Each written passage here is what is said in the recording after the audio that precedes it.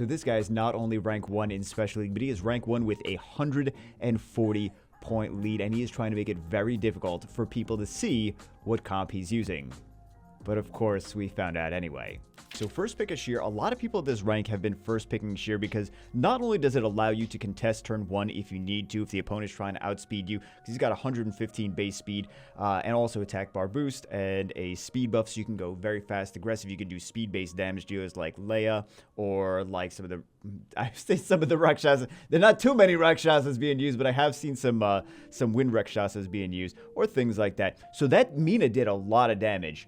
But you can also use a Shear to play more of a bruiser-based comp, because he does damage based on speed. He's got the sustain with the heals. He's got the strips. He provides a lot, and also he's only a 3-star, so he's not like committing to a whole lot of stars at the very beginning, so you can pick higher star level units towards the end. Like, for example, if you want to bring some LD5s in. But the shocking thing that I think you guys might find interesting about this comp is that he's not bringing a whole bunch of LD5s in here. He's just bringing he's bringing mostly 3-stars. He picked 2 Nat 5s. He didn't even use all of his stars as far as the draft phase. Opponent picks the Ramagas, which basically he could just control the Ramagas. He's got several units in here that stun. He's got attack gauge decrease. So there you go. There's where he controls. I mean, Ramagas could have, in theory, soloed it, but if Ramagas is stunned, he's not on violent.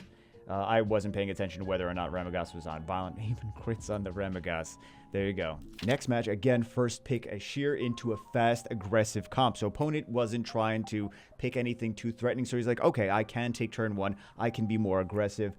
Bans out the Wusa. Wusa was going to provide a lot of value there. Also, he's not picking a whole bunch of crazy LD5s, again, in this match as well. So I think we can all appreciate that he's just winning with like 4 stars, 3 stars. It is Special League, but it's 20-star Special League. It's not like a 4-star Special League where you must pick 4 stars. It is, or 4 stars and under. It is 20 stars, so you can pick some LD5s as long as you pick some 2 stars and 3 stars to go along with it. So at this point, actually, as opponent is making a comeback, does he get a lot of additional turns? He gets the stuns too. Okay. Well, at this point, I think that's GG. I wonder what he would do if he contested if the opponent contested the Shear first pick. I think he would probably just pick Fran, Nana, and then play it by ear after that. So there's quite a big point difference. I mean, they are 140 points above anyone else in Special League. But even this was like between 250 to 300 point difference. So they go for the strip, attack buff, defense break. They don't have any speed buff on the Yen. She does damage based on speed. Does get an additional turn though. Takes down the Molong. So there's 2 soul beads now on that Nana and immunity, so they can't even Oblivion the Nana. But if they snipe Yen down twice, which they do, then it doesn't matter. It doesn't matter that Nana's on the field. She can't really do anything. She doesn't have infinite revives. So let's see. They need to take this Perna down. Do they get a violent? Nope. Is that going to be enough? So now they have no damage. They have no damage dealer. They do still kind of have damage from the Shear, but yeah, I don't think that's going to be enough. The Perna's got quite enough sustain, and they have the Oblivion. So it doesn't really even matter at this point that Nana's got a. Are they going to be able to do enough? They lack damage. That's the issue right now, is that they lack damage. They do have Perna does have the strip on skill 2 now after the. What, 2 bounce patches ago? Comptroller was like, you know what needs a buff? It's Perna. Not Camila, not Christina. Perna's the one that needs a buff. We got to make this unit useful. I mean, no complaints. It's not like we see crazy amounts of... And the violent procs, too. So I feel like at this point... I mean, they're still going to play it out. But I feel like at this point, if the opponent gets just a couple extra turns, then yeah, especially if the CC's on the issue. I think that this actually might be game, because they just don't have damage. They don't have damage. They have turn cycling. They have sustain. That's game right there. Next match, this looks like a very similar to the last match. Lulu, Vertiheel, Leo. Nasty combination. So bans out the Leo, bans out the Nana. They're going to have a decent amount of damage coming in at the very beginning here. Do they go for the Vertiheel first? I feel like I would go for the vertical first, but I also would expect the vertical. Yes, they do. But I also expect the vertical. That's gonna do a billion damage right there, give or take. Give or take maybe 999 million. Give or take a lot more than that. I think at this, well, they don't have the Nana like they did the last turn, but as long as they can CC here, let's try to pay attention to how much additional damage they have in artifacts, because they're doing pretty decent damage, right? He got the stun.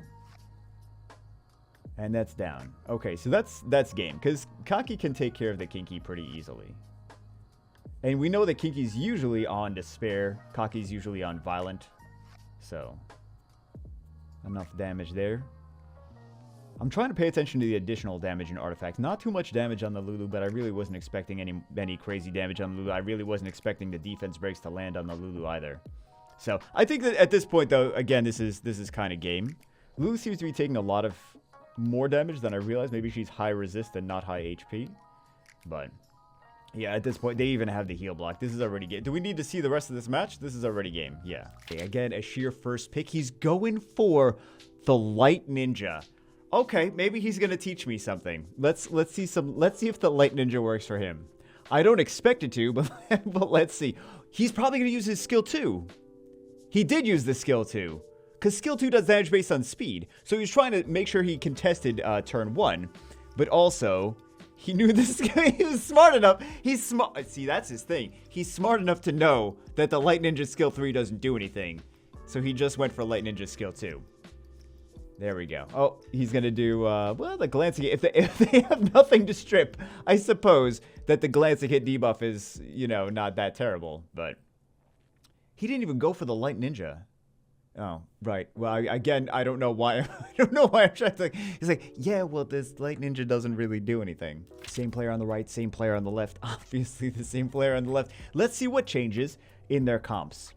So, Yen Hong Tyrant. They do have 2 strips. They just don't have AoE strips. 1 strip gets banned out. So, I don't know what Tyrant's going to do here. Aside from, this looks like a bagel comp. Where it's like, this is going to be great. And then it's like, oh, right. They have will runes.